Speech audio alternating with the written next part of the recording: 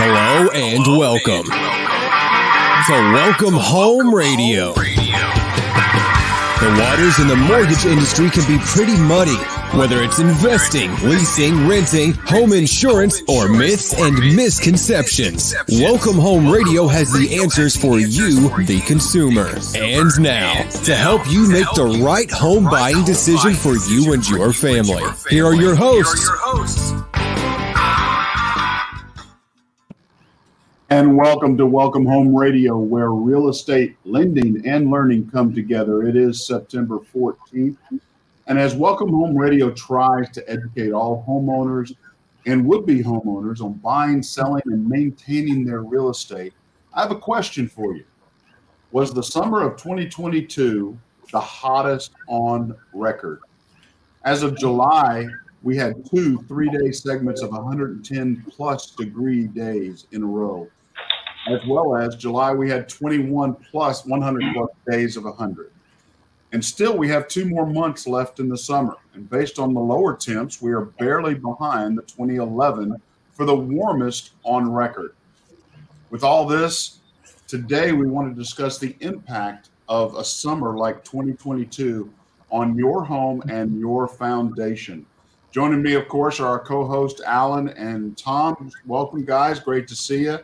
But also we have our guests, Jeffries Allison and Julio Camacho of Elite Foundations. Welcome, gentlemen. So glad you're here today. Good to be here. Thank you. Thank you.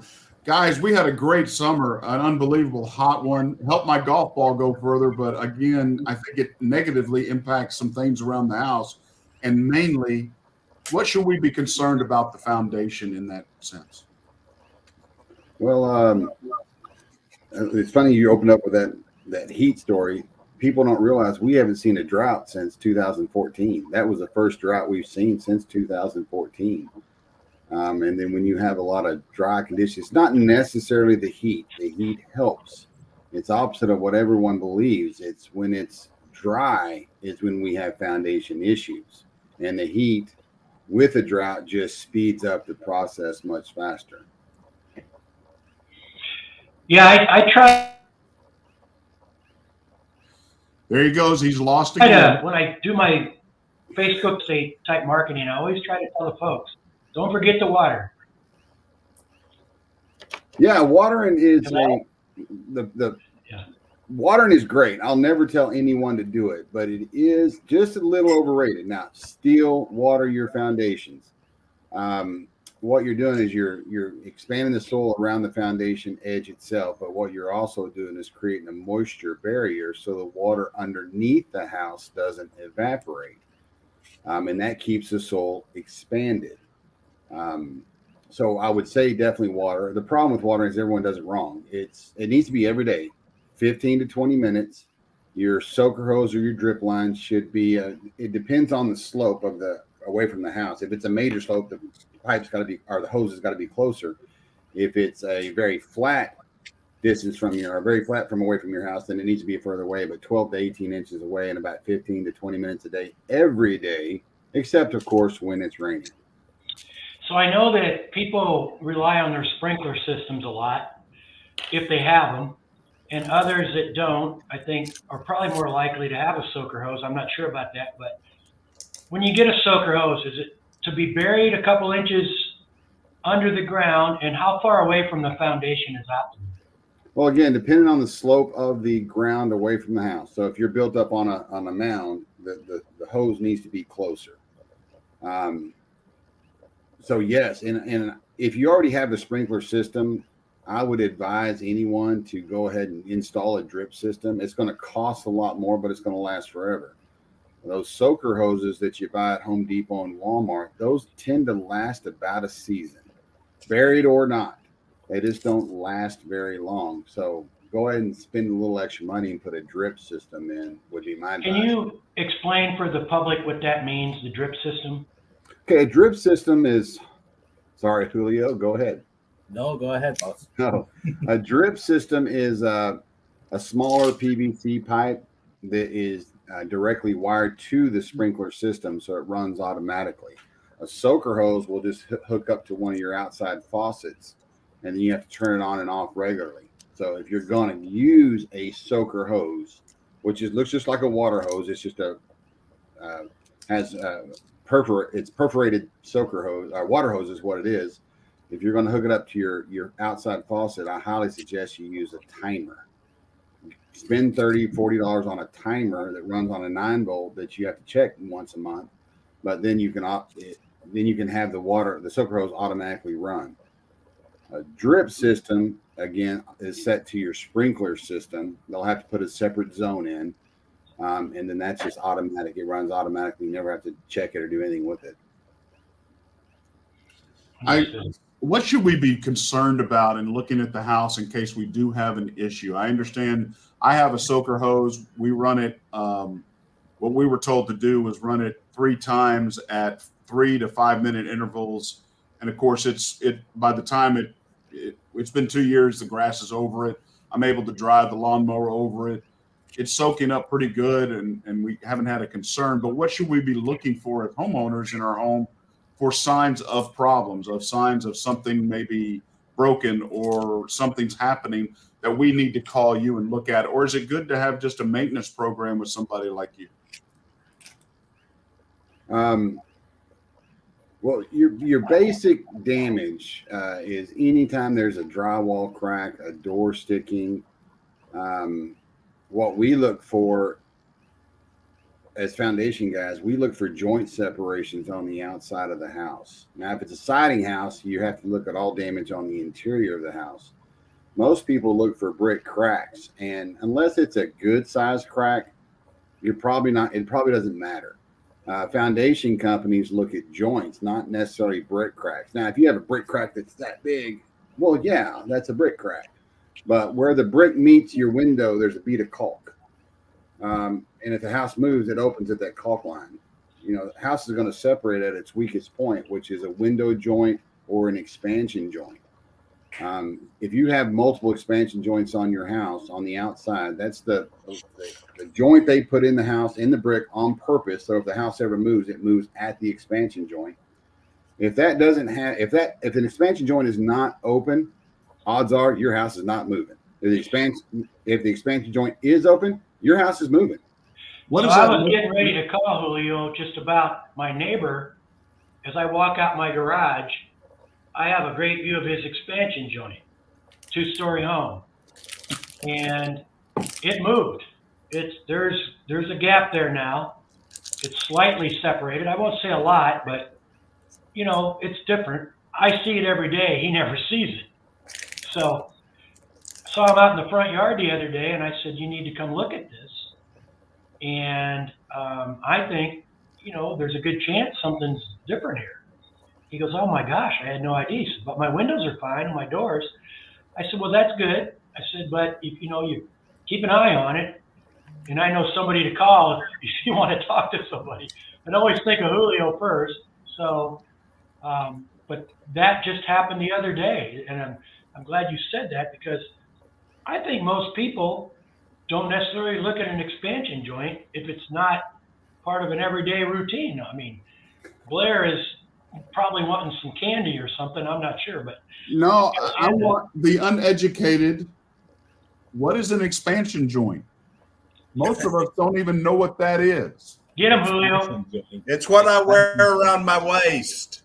It's I have one of those too. the expansion joint. It's a cup on the brick line, on the walls, on the side of the house, on the outside, that it's usually filled up with silicone or some kind of material in there. And that's kind of new. Back in the day, they didn't used to do that. And it's basically to make the weak spot so you can prevent extra damage. So if the house settles, let's say that this is the expansion joint, and the house settles on the front, she's going to do this. And that's why a lot of times you see the expansion joint that opens more on the top and gets narrow on the bottom. It's just the stress of the house dropping.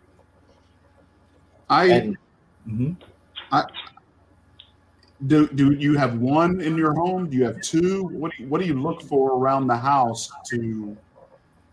Because I think I only have one. Does that make sense? Yeah, it's possible. A lot of properties, actually, if correct me if I'm wrong, Jeff, but I think that most of the properties just have one on each side. Some of them have a couple. Some of them have one like close by the main window, and then a big one all the way around. And but usually it's just one expansion And joint I've on only each seen them side. on two-story houses. Never seen them on one. Oh yeah, they do. One story houses, they usually start them, and then right above the first 2 feet of the expansion joint ends up being a window. So then your window joint would be an extension of your expansion joint. And another Ah, answer to the same question is, how many expansion joints do you have? Two answers. How big is the house? If it's a massive house, it's going to have multiple expansion joints. And if it's a newer house, it's going to have more expansion joints. And adding to something that Alan was talking about earlier, is most people are looking for damage on the inside of their house. A house will show damage on the outside long before it shows damage on the inside. Now, that's a good point. And here's a big point that I still teach this every day. People always want to look low at the foundation itself and see if they have a crack in it. We don't care about those. That means nothing. Always look high. Look at the very top. Because again, as Julio said, if a house falls, it's got a little crack right here. But as that crack gets taller, it gets much bigger. So always look high, never look low. The crack in the slab itself, what's really called a grade beam, means absolutely nothing if you don't have joint separation higher than it. It's just a crack. well, that's interesting information. I don't think I really knew that either. That's great. I'm intrigued by the expansion joint still because I have a two-story home except for my side of my master bedroom and then of course in my garage. And I have an expansion joint between the garage and my master bathroom, only one story. That's the only one I have that I see. Is that normal just because it's a 36-year-old home? Yes, absolutely. So usually the houses that are built probably in 2000s will have more than one. After the 2010s, you're probably looking at two each side, and then we've seen as many as four each side. But that footprint was probably 4,000 square feet. So again, the bigger the house, and of course the straighter the house. If you have a house that's really odd shaped and it's got a lot of angles, each angle basically represents an expansion joint. So they're not going to have as many in. That's what Tom is to our Really, on show. the He's past got on odd foundations and angles. drainage situations. What's that? I said that's what Tom is. He's our odd angle for our show. So in the past, I've worked with Julio on foundations and drainage problems. So what all do you do? There he goes again. I know. Other service that the Elite offer? Alan, you got to start over. What you cut out? Am I cutting out? Yeah, we You lost did it. that time. I think what he said, Julio and Jeff, what additionally do y'all do as Elite Foundation? What other services do you provide to a client that we should be making people aware of? We do, obviously, we do foundation evaluation and repair. We also do drainage correction, and we will build retaining walls. And for the most part, that's all we do, and that keeps us pretty busy. Drainage is another big topic, especially the last 6 years. Just the amount of water that we've gotten. I mean, you think from 2015 all the way up to this year, at some point, I mean, in August, at some point every year, we have set a record in 1 month or 1 quarter or one entire year for the amount of water that we're getting. And so really drainage has been a big topic for us for the last 6 years. Well, I have a huge question for you because this is a big anxiety issue for my wife. We have an older home, but the patio was built up on the back and they put a pool in secondary after the home was built. And of course, the patio was built up to the weep holes. And now we have drainage, like we had that little flash flood about, what was it, a week ago, I think, the Sunday. We had surprisingly a lot of rain, like almost an inch and a quarter or something like that. Well, she was concerned about it coming in the back door. It was causing issues, drainage and or the weep holes being covered up because that could soak into our house. What does something like that look like? What would you do in that case since the patio's been built up beyond what it should have been initially? I know the answer, but Julio, you're the one that does this. Go. We have to do what it's called a channel drain. A what? Channel drain. It's I can't hear you. He's saying a channel drain. It's a channel great, drain. it's a solid, Sorry, I was a little far continual, away. solid grate that's about 4 inches wide, and we can extend it as long as we want. And it's completely open. You can walk on it. You can drive your car on it. It's about 4 inches wide, and it's just got multiple holes in it. And it's called a channel, or some people call it a trench drain or a grate drain. So y'all know a surface drain, you have the little collection boxes, little inlets. This is one that's continual, and you can make it as long as you want. Is that different than a French drain? Yeah. Unfortunately, in Texas, it's like, we all go to the store and get a Coke, but it may be tea, maybe Mountain Dew, maybe a Dr. Pepper. In Texas, we go to the store and get a Coke. Unfortunately, every drain system out there is called a French drain. Well, a French drain is a specific type of drain. Okay. So, as far as drains, you have a surface drain, a French drain, and a channel drain. Now you can use variations of all those. If you have surface water, you're wanting to collect surface water. It's called a surface drain. Migrating under the groundwater is a French drain. That's the perforated pipe with gravel. And if you're having water on concrete, you would need a channel drain. Well, Julio, whoever needs to contact me, please let's schedule a time, get y'all out here to talk to my wife. We would love to look at that because this has overwhelmed her the last week of we got to redo the door, redo this, redo that. Let's get some people in here without anxiety. And happy wife, happy life. Yes, I understand, but one I'd like to do the repair. One other thing that it's important on the drainage types, it's a French drain. It's a low flow drainage. It's underground. That's for underground water. And then the surface drain, the channel drains are high flow. So again, when like on your case that you're having flash floods, we can collect all that water and make it run away from the house as fast as possible. The type of material that we use help us and get us to run up to the 4-inch pipe up to 5,000 gallons per minute with a good slope. So we can get all that water as fast as possible away from your house. The French drain goes slow. It's just, extra moisture on the soil that goes through the gravel, gets on the pipe, and the pipe just conducts that little amount of water. So depending on what you need, if you have underground water, yes, you need a French drain. Mostly when we have to do those, guys, it's when you're up on the hills and one side of your house, it's against the soil. That starts causing what is called the hydrostatic pressure. So when the soil swells, the humidity starts pushing through the concrete. And I don't know when you guys have gone on a house, for example, with a garage, and you see that water seeping on the back. That's because of a lack of drainage, and that gets corrected with a French drain, and so on. So that's one of the most important differences. Also, French drain usually goes 3 feet and below. Surface drain, channel drain, 3 feet and up. Okay.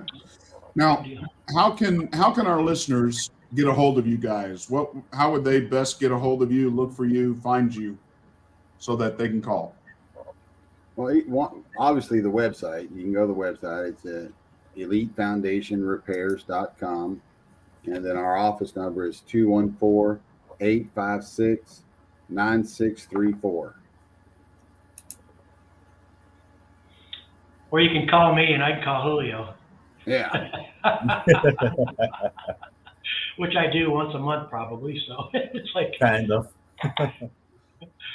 So what all do you, I want to talk a little bit about, I didn't know you did retaining wall work until this morning. Can you explain what that is and what that encompasses? And I've run into it as a realtor helping people buy a home.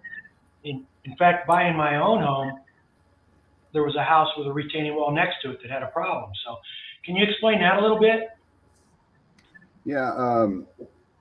Well, obviously, most of the time, what we're doing is replacing or rebuilding an existing wall. Now, we've installed walls that didn't exist before, but most of the time, and I'm talking 99% of the time, what we're actually doing is rebuilding an existing wall. Now, the walls that we build, just being transparent, they are not cheap. They're expensive. We use the Diamond Pro paved stone blocks. I've been doing this 18 years. I'm probably responsible for about 200 retaining walls. I've never had a Diamond Pro block fail, ever. They just don't. Now, some of that is we install them properly, but the Diamond Pro block system is just the best one. Unfortunately, the cost of a Diamond Pro block wall is it's high. So most people will go back in with a rock and mortar wall, and sometimes they'll do a wood slat wall, which I think is silly, but I think most people can go with a rock and mortar wall. Anytime you install a a retaining wall, you have to put a drain system behind it or it will fail. And I don't mean just putting weep holes through the retaining wall. You've got to put a French drain on the back side of the retaining wall and make sure that all that water that you're collecting goes, at some point in time, goes through the retaining wall and escapes to whatever's on the other side of the retaining wall. If you don't, the hydrostatic pressure will build up and eventually push that wall over. So when I say I've never seen a Diamond Pro block wall fail that we install, we always install them with drain system. I have never seen a wall, any retaining wall, that has failed that had a drain system behind it. So every time a retaining wall fails, I always say, you don't have a drain system behind it. And people, how do you know? Because the wall failed. So it's always a two-step process. You have to put a drain system behind the retaining wall or it will fail eventually. Yeah, I've seen, as a layman, it's a layman question. I've seen a lot of railroad tie, things. HOAs get involved with the looks of stuff, and I imagine there's a whole lot to go through when it comes to fixing situations like that. Now let's talk about the railroad ties, because those are the ones we're usually replacing. No city in DFW allows you to build a new railroad tie retaining wall. Oh, good to know. In fact, we're only allowed to repair up to 20 to 30%, depending on what city you're in.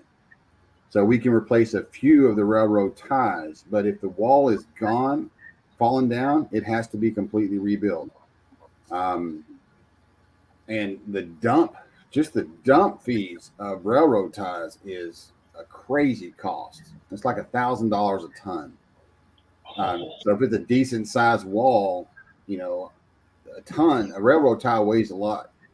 So it doesn't take long. That's, 20 sticks of a retaining wall, and you're probably at a ton. So that's one of the big problems with those. So we can remove them and rebuild them. If you don't want a Diamond Pro block wall, then we'll end up demoing the wall, putting the drain system in, and then hiring a mason to actually rebuild the rock and mortar if that's what you choose to go with. So do you also work on the pier and beam? Because I see quite a few of those still, homes built, many, many years ago. You work on pier and beam as well, correct? Yeah, absolutely. I'd say about 50% of our business is pier and beam work, simply because we know what we're doing, and we just don't charge. We don't treat all that wood underneath the house like it's made of gold. So our prices are just more fair on a pier and beam than what some of our competitors are. Some of it's because it costs a lot to fix a pier and beam. Everyone thinks that a pier and beam is less expensive than a slab to fix, and no, that is incorrect. Your average cost of a foundation, average job, a pier and beam is going to cost more than an average cost of a slab. Now, the high end, if you go berserk on a foundation repair, generally the slab is going to win that one. But your average cost of pier and beam actually costs more. And I think this is a good time to put this out here. I have, like I said, worked with Julio in the past, and I will say this: I've been a realtor a long time. I've talked to a bunch of different foundation companies, not necessarily people I've recommended, but I have to deal with because clients, it's their people. But I'm telling you, folks, if you need help, call them, because if you need help, they'll tell you the help you need, what you need. They won't overdo it. They won't underdo it. And if you don't need help, they'll simply suggest what to do different to maintain what you have. And it's not, they just don't come out to sell piers. And I'm telling you, I love that. And the general public, you should love that. It's hard to be a foundation expert as a consumer. We know nothing about it in general. But man, give Julio a call. He'll take care of you. What do you have any maintenance programs, or do you just, like come out and do a free estimate on check on, or how does that work for you guys? Because I think our clients, a lot of people don't understand this. They probably never paid attention. And this weather, as you said, a hot summer, a drought, can cause a lot of problems that they may not be aware of. And we have a lot of new home buyers listening that don't even know about why am I concerned about my foundation? It makes no sense. What could happen to it? It's concrete. They don't understand. Do you have any maintenance programs or something like that? Free estimates? Do you come out and look and review? How does that work? Now, I'll answer two questions there. We still will do free evaluations. It's not a free estimate because we're not going out there to estimate something. As Alan said, we're going out there to see if there's an issue or not. And of course, if there is a problem or concern, we explain it to you, then we go ahead and give you an estimate. We still do free evaluations. We have not yet, but we are starting a maintenance program where we come back and check the house 2 to 3 times a year. If you're lacking dirt, then we'll bring dirt to you for free. Truthfully, it saves us a dump fee. We'll bring dirt to your house and grade it. We can check, see how much you're watering. You can tell that by the amount of space you have in your air crack, which is where the soil bumps up to the slab. So you need to turn your water on more. But we're going to check it before the hot season at some point and after the hot season, or I should say dry season. And if we see enough changes in the house, then we'll check it again. If we can constantly be looking at it, then we can figure out what the house is doing through the seasons and what the seasonal movement is versus what is real settlement. So the problem with foundation, one, it's always an opinion. And two, we're in your house for 30, 45 minutes and we make a lifetime decision on your house. Sometimes, most of the time we have no choice. That's the way it works. But it would be nice in some cases if it's a gray area where you're down a little bit, but the damage is not there, or the damage is there, but the elevations aren't showing really any deflection. Well, let's look at it again before we recommend work. And if we can get a kind of a history of what the house does throughout the seasons, then we'll know whether or not we need to do something. And catch it early. If you catch it early, it's just like a disease. If you catch it early, it's usually not a big deal. It's not very painful, not very expensive. It's when you start seeing something, then you ignore it, and then it just gets worse and worse and worse. And then it's these astronomical numbers that people talk about. Yeah. Like when they want to sell their home and, oh, yeah, the door sticks, the windows jammed, all that sort of thing. So right. Exactly. Well, the other part about us a year earlier, it might have been $2,000 as opposed to $7,000. Sure. So you can contact the lead again at 214-856-9634. I highly recommend you calling them. Ask them for an evaluation. Ask them how you can do better on taking care of and maintaining your largest investment you have, which is your home. Any other final comments? Any other final things you might want to say or share, Julio or Jeff? Julio? Uh, well, just well, thank you guys for inviting us here, and I think it's good for everybody. Also, your people, your followers, to know a little more about foundation and what do they have to look for. There's as you guys were saying, there's a lot of new homeowners that, and if we had a penny for every time that we hear, oh, so that means that I can live on vacation because I have to take care of my foundation. I'm like, no. You just have to learn how it goes, and basically foundation. And I always say it's kind of it's control through the seasons. Well, I So think you have, yes, sir.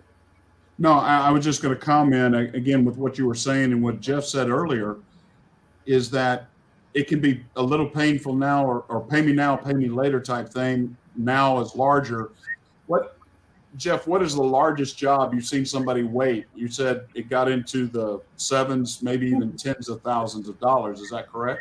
Oh yeah, yeah. I've seen that many times where they just waited way too long, um, and I mean I can't remember the exact property, but I remember evaluating the property, and they needed three piers on a corner, three piers with engineering, plumbing, and city permits. That's about probably $1,600, give or take. Um, but they didn't do anything, and then it was about 3 or 4 years later they were up in the 30 pier range with piers on the interior of the house. Now, can I promise you that those three piers would have stopped it from moving? No, I can't. But I knew it needed three at one point in time, and then years later, it needed a lot more work. So it went from a small pinhole leak in your tire to a complete blowout. Um, And then a lot Probably of would that, have stopped. Didn't promise and anyone that. it wouldn't have been all outside work. And then with the 30 piers, you probably had to go inside and drilling holes through the foundation itself Oh, to do the absolutely. I job. mean, we had to do multiple interior piers on that one. And see, I guess again, I want to stress what they're saying to any owner out there: to maintain your home, having somebody come in and actually do work inside. You've got dust, you've got everything going on, going through carpet, going through wood floors. It becomes more costly, as well as repairs, as well as beautification back up to the standard, whatever it may be. So I can't stress again, call a leak, get an evaluation, get an understanding of where you're at, and understanding this critical piece here in Texas. Tom, you've been out here, you got investment properties.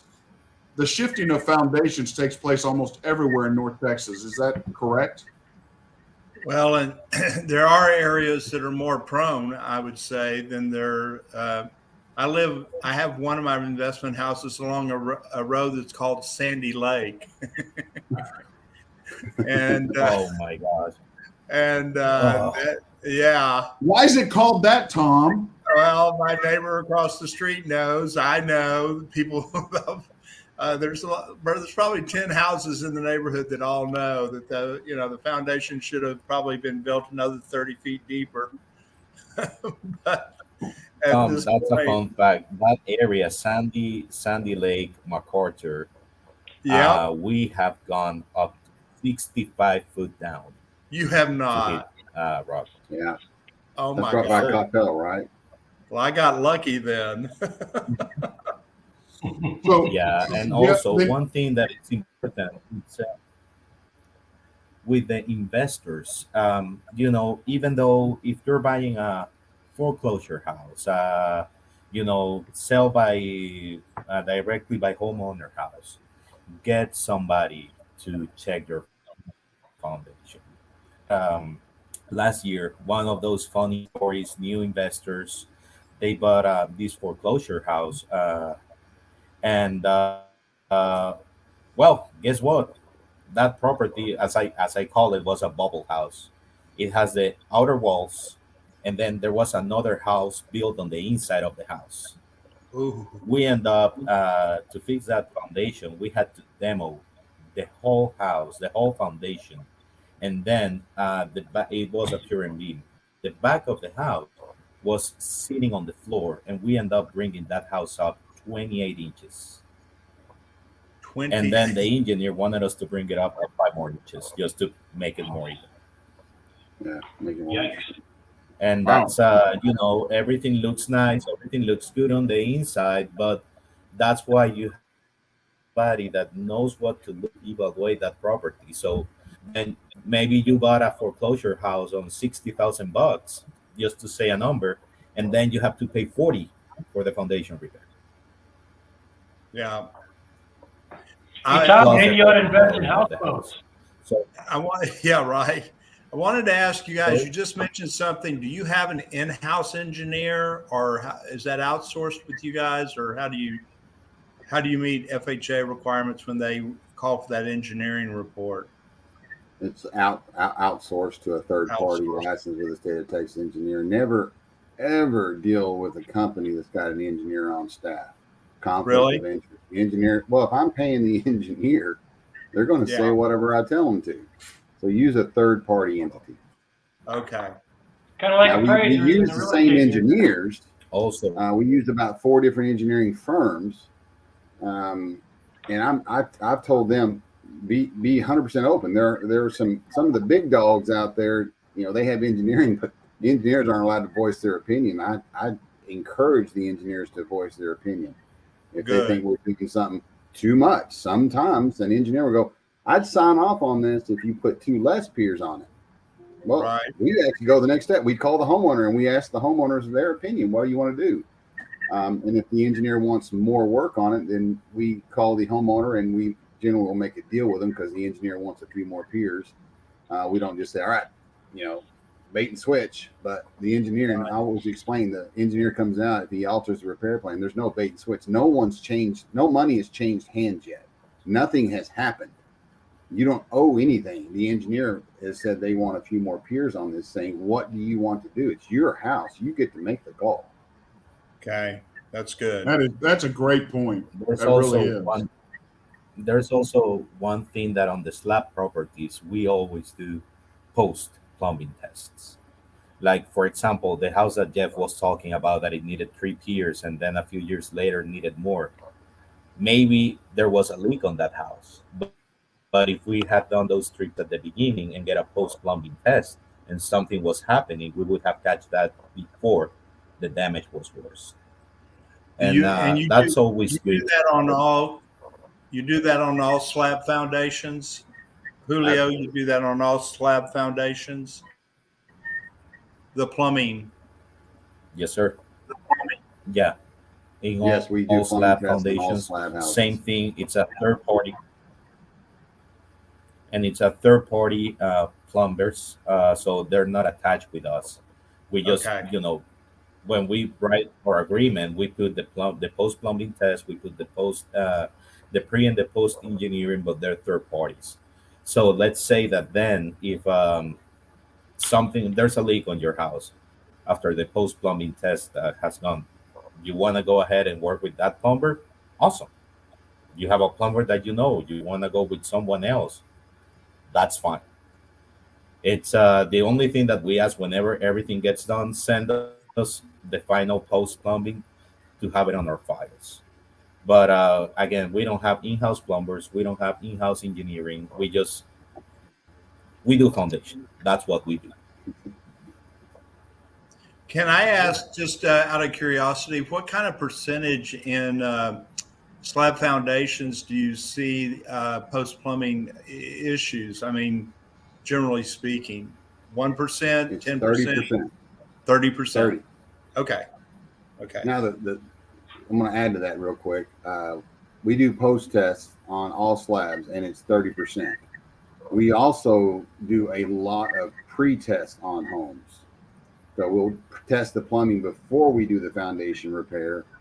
And the funny thing is, it's 30%. So before we even lifted the house, the number of leaks we find in a house before we do foundation repair is still 30%. So 1 in 3 houses have a plumbing leak, sewer line plumbing leak. We're not talking fresh water, we're talking sewer line. 1 in 3 houses today has a leak in it, and you don't know about it. That's a Yeah, I know we're scary running close fact. to the end of the show, but we haven't even talked about things like tree roots and I mean, where to plant trees properly. You see it constantly, a tree messing with a foundation. At least I do as a realtor. And so there's a lot. We maybe do another show just about foundations in the future, Blair. Sounds good to me. Hey, Guys, we do have to. Absolutely. Go ahead. I said, we're in. Absolutely. We'll do another show. Well, I think it'd be a blessing. I think you've already shared a lot of good information, at least for me. I know you're going to get a phone call from me or my wife or both of us. But I appreciate you taking time today. I think this is a very important topic, and hopefully this will replay in a lot of places. It's on welcomehomeradio.net. You can find all of our radio shows there. Like us, share us, point to us. But thank you, Julio and Jeff, for joining us today. I'm Blair Thomas. And I'm Thom Hulme with Champion School of Real Estate. I'm Alan Pace, Fathom Realty. God bless. Thank you very much. Thank you, guys. Thank you.